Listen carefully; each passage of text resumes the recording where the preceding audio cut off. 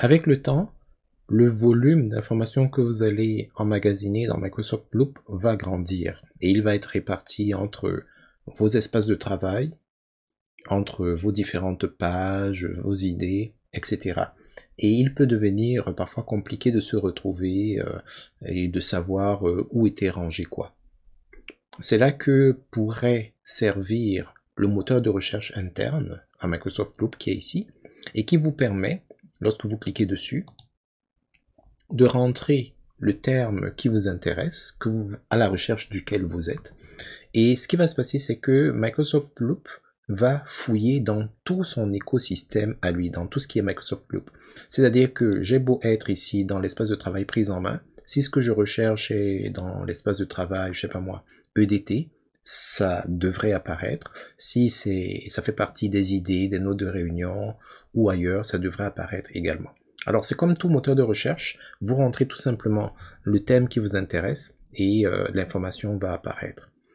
En dessous de tout ce qui est recherche, moteur de recherche ou barre de recherche, vous avez les pages que vous avez récemment manipulées qui apparaissent. Donc ça fait que vous pourriez peut-être plus rapidement savoir où se trouvait l'information. Donc par exemple, si je cherche hiver, il va fouiller et me rapporter tout ce qui se rapporte au thème que j'ai mis. Alors il m'indique que la page la plus récente qui semblait comporter ce terme-là, c'était bien vivre l'hiver.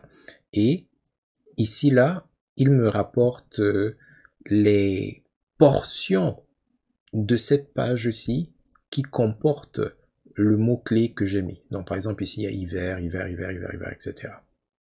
Donc tout à l'heure, j'ai créé une page qui s'appelait pré, pro, etc. Donc les mots-clés que vous rentrez, il va les rechercher aussi bien au niveau du titre qu'au niveau du contenu. Donc s'il existe une phrase, un paragraphe, une cellule même au sein d'un tableau qui comporte la combinaison de caractères que vous avez saisi, il va vous l'afficher en dessous. Donc au moment où on commençait cette série, le moteur de recherche semblait être relativement limité, mais de toute évidence, ils ont fait des mises à jour entre le début de la série et maintenant, et on peut constater une nette amélioration. Donc il n'est pas exclu que entre le moment où ces capsules vont être publiées et le moment où vous allez les consommer, qu'il y a eu des améliorations supplémentaires. Donc on peut voir le fameux pré que je cherchais tout à l'heure, qui soit dit en passant, se trouve dans un espace de travail complètement virtuel. Ce n'est même pas dans un espace de travail au sens propre du terme.